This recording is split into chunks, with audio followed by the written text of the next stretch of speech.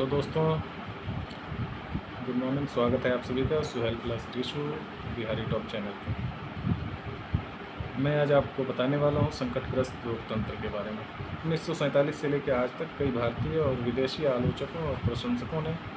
भारत के विकास और लगातार आगे बढ़ने की क्षमता या यहाँ तक कि अपने सामाजिक और विकासात्मक रूपरेखा को बनाए रखने की योग्यता पर शक जाहिर किया है। शुरू से ही कयामत और अंधकार के वाचाल भविष्यवक्ता यहाँ मौजूद रहे हैं, जिन्होंने भविष्यवाणी की थी कि न तो आज़ादी, न ही लोकतंत्र और न समाजवाद भारत में लंबे समय तक जीवित रह पाएगा, और यह कि देर सवेर भारतीय राजनीतिक व्यवस्था ढह जाएगी, भारत संघ जीवित नहीं बचेगा और यह राष्ट्र से राज्य अपने भाषाई और जातीय टुकड़ों में बिखर जाएगा। उन लोगों ने बार बार ये तर्क दिया है कि भारत की असंख्य जातियाँ, धर्म, भाषाई और जनजातीय विभिन्नताएं और उसके ऊपर से इसकी गरीबी, सामाजिक तंगहाली और असमानता, संपत्ति की बढ़ती हुई विषमता, कठोर और श्रेणीगत सामाजिक ढांचा, विशाल बेरोजगारी और असंख्य सामाजिक और आर्थिक समस्याएं इस देश की एकता, इसकी लोकतांत्रिक संस्थाओं और इसके विकास संबंधित प्रयासों को निश्चित ही समाप्त कर देंगे। इसलिए भारत या तो टूट जाएगा या फिर किसी नागरिक अथवा सैनिक तानाशाह के निरंकुश शासन के माध्यम से ही एकजुट रह पाएगा। 1960 के दशक में जब से क्षेत्रीय दलों का उदय हुआ और विशेषतः 1980 और 90 के दशकों के दौरान कई राजनीतिक टिप्पणीकारों ने ये अटकलें कुछ लोग तो प्रसन्न होकर लगाई हैं। भारत का विघटन अब होने ही वाला है, यहाँ तक कि इसे एक साथ बनाए रखने की सफलता ने भी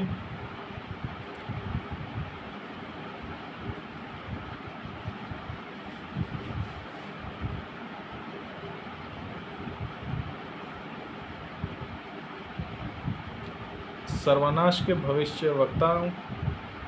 का मुंह नहीं बंद किया।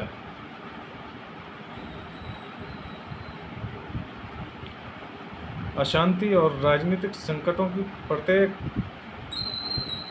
घटना पर, उदाहरण के लिए चीन और पाकिस्तान के साथ युद्ध, नेहरू की मृत्यु, इंदिरा गांधी की हत्या, सांप्रदायिक, भाषाई और जातिगत हिंसा, नक्सल विद्रोह, कश्मीर, उत्तर पूर्व, पंजाब और उससे भी पहले तमिलनाडु को आवाज़ देते और फिर से दोहराते रहे। 1960 में अमेरिकी विद्वान पत्रकार सेलिंग एम हैरिसन ने भविष्यवाणी की, बाधाएं करीब करीब पूरी तरह आज़ादी के जीवित रहने के खिलाफ हैं, और कुछ मुद्दा यह है वस्तुतः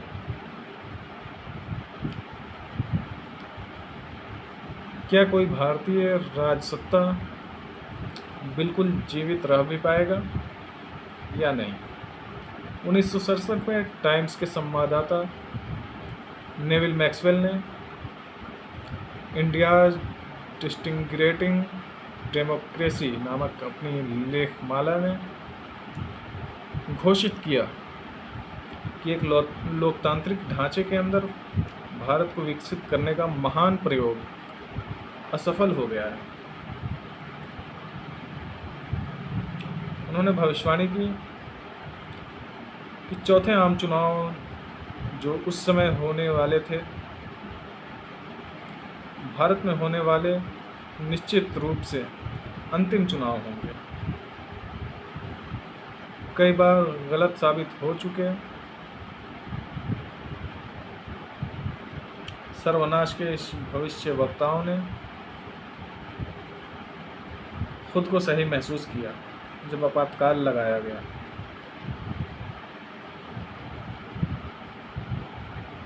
कईयों ने दलील दी ये भारत के राजनीतिक भविष्य का महत्वपूर्ण संकेत प्रस्तुत करता है। कुछ उससे भी आगे बढ़कर कहने लगे, आखिरकार अब अस्थायी रूप से भारत में लोकतांत्रिक व्यवस्था को ग्रहण लग गया है और कम से कम ये कभी भी पहले जैसी नहीं हो पाएगी। सर्वनाश वालों के एक दूसरे समूह ने भारत द्वारा आर्थिक विकास हासिल करने की अक्षमता पर जोर दिया। दूसरे समूह ने भारत द्वारा आर्थिक विकास हासिल करने की अक्षमता पर जोर दिया। उनके अनुसार भारत का राजनीतिक संस्थागत ढांचा तय किए गए विकास के लक्ष्यों से मेल नहीं खाता है, क्योंकि यदि इसे प्राप्त करने के लिए तानाशाही नहीं भी तो एक हद तक दमन की ज़रूरत पड़ती है। इसके अलावा वामपंथी संदेहवादी और भी मौजूद थे, जो ये मानते थे कि कोई भी सामाजिक, आर्थिक, राजनीतिक विकास बिना हिंसक क्रांति के संभव ही नहीं है एवं राष्ट्र निर्माण, राजनीतिक जनवाद, आर्थिक विकास, राष्ट्रीय एकता और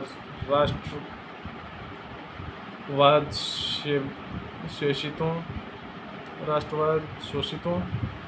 और पीड़ितों को धोखा देने के लिए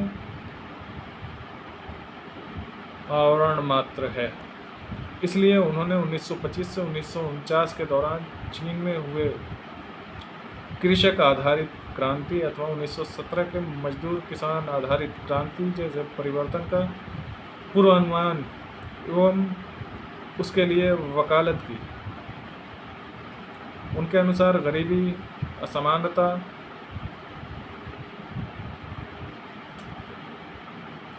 वर्गीय प्रभुत्व एवं सामाजिक शोषण देर या सवेर जनता के विशाल हिस्से को क्रांति के पथ पर अग्रसर कर देगी, जो न केवल पूंजीवाद और सामंतवाद बल्कि इस पूंजीवादी जनवाद और बहुराष्ट्रीय राज्य का भी खात्मा कर देगा। 7वें दशक के आरंभ में कई पर्यवेक्षकों ने,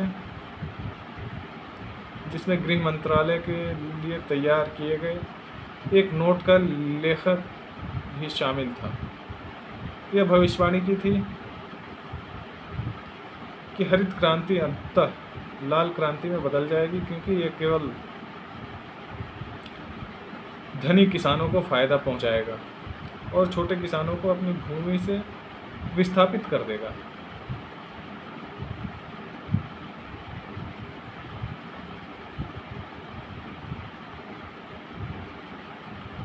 और खेतीहर मजदूरों के बीच बेरोजगारी को और भी बढ़ाएगा। सर्वनाश को वामपंथी भविष्यवक्ताओं में से कुछ ने भारत में स्वतंत्र आर्थिक विकास को संभावना से भी इनकार किया है और वे सालों तक मानते रहे कि भारत निर्भरता और नव उपनिवेशवाद के दौर में यदि प्रवेश नहीं भी कर गया है तो करने ही वाला है। यह भी मज़ेदार है कि वो लोग जो वामपंथी अथवा गैर वामपंथी संदेहवादियों की बात नहीं मानते थे, आमतौर पर उन्हें सत्ता के समर्थक के रूप में चित्रित किया जाता था। जैसा कि भारत का अध्ययन करने वाले राजनीतिक शास्त्रियों में सबसे अधिक पैनी नज़र रखने वाले W.H. मॉरिस जोन्स ने 1966 में ही कहा था, भारत के विकास पर अत्यधिक संदेहवादी दृष्टिकोण रखना एक रिवाज सा बन गया है। स्थिति यहाँ तक पहुँच चुकी है कि इस रवैये से आम सहमति एक भारतीय के लिए इस बात की निशानी बन गई है कि वह एक प्रकार से सरकार का जनसंपर्क अधिकारी है और विदेशियों में इसे पाए जाने पर उसे एक दिग्भ्रमित भावुकतावादी माना जाता है। भारतीय परिदृश्य के पर्यवेक्षकों के एक दूसरे समूह जो जनवादी राजनीतिक व्यवस्था के प्रति कम निराशावादी थे, उनके मोर्चों पर इतनी अधिक असफलताओं के बावजूद भारत द्वारा अपने को बनाए रखने की सफलता से भौचक थे। भूमि सुधारों की अपर्याप्तता और ग्रामीण इलाकों में बड़े पैमाने पर भूमिहीनता की मौजूदगी, उद्योगों और राष्ट्रीय आय की धीमी विकास दर, जनसंख्या की ऊंची विकास दर को रोकने में असमर्थता, व्यापक असमानता का बना रहना, जातिगत शोषण, औरतों के विरुद्ध भेदभाव, एक निष्क्रिय शिक्षा व्यवस्था, पर्यावरण का बढ़ता प्रदूषण, शहरों में बढ़ती आबादी, मानव अधिकारों का हनन, राजनीति में गुटबंदी पार्टियों की अस्त व्यस्त स्थिति, बढ़ती राजनीतिक अशांति, अलगाववादी मांगें और उनके आंदोलन, प्रशासनिक पतन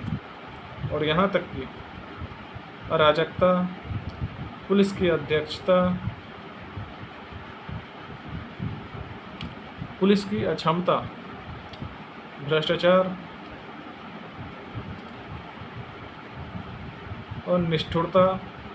का मध्य उत्तर एवं राजनीति का अपराधीकरण इतने सारे मोर्चों पर असफलता, परंतु वे ये समझने में असफल रहते हैं कि स्वतंत्रता संघर्ष और पिछले 100 वर्षों के दौरान आधुनिक भारत के बुद्धिजीवियों द्वारा लोकतंत्र का भारतीयकरण पहले ही किया जा चुका था और इसकी जड़ें भारतीय ज़मीन में गहरी जमी हुई थी। हमारे विचार में सर्वनाश के भविष्यवक्ता मूल रूप से अपनी भविष्यवाणियों में गलत थे, परंतु एक आलोचक के रूप में उनके लक्ष्य अपने आप में कई बार काफ़ी सही होते थे। भारतीय विकास के कई अन्य विश्लेषकों ने, जो उनके संदेहवाद और भविष्यवाणियों से सहमत नहीं भी थे और जिन्होंने अत्यधिक विभिन्नता वाले समाज में मौजूद आर्थिक पिछड़ेपन और आर्थिक अभाव के बीच विकास और लोकतंत्र की समस्याओं पर काफ़ी सोच विचार किया है, वे भी भारत की राजनीतिक स्थिरता की कमज़ोरी से चिंतित रहे। वे ये नहीं मानते कि प्रशासनिक और राजनीतिक विखंडन की स्थिति आ गई है, लेकिन उनमें से कई ये दलील देना चाहेंगे कि भारत का सामना शासन प्रबंध में संकट से शुरू हो गया है। कई सालों से वे बार बार ये दोहराते रहे हैं कि आधारभूत संरचनात्मक और संस्थागत परिवर्तन, इच्छित सामाजिक विकास तथा लोकतंत्र के प्रभावशाली ढंग से कम करने और उस गहराई तक ले जाने के लिए आवश्यक है। निरंकुशवाद का समर्थन, हिंसक क्रांति की वांछनीयता एवं व्यावहारिकता और देश के विखंडन की भविष्यवाणियों के खिलाफ तर्क करते हुए भी उन्होंने कमोबेश गांधीवादी और नेहरूवादी एजेंडे के इर्द गिर्द मूलगामी सुधारों के कार्यक्रम को लागू करने तथा इन्हें विकसित करने के लिए काम किया है एवं इसकी वकालत की है। दोस्तों, आज के लिए इतना ही, और अगले वीडियो में बात करेंगे राजनीतिक नेतृत्व के बारे में। धन्यवाद।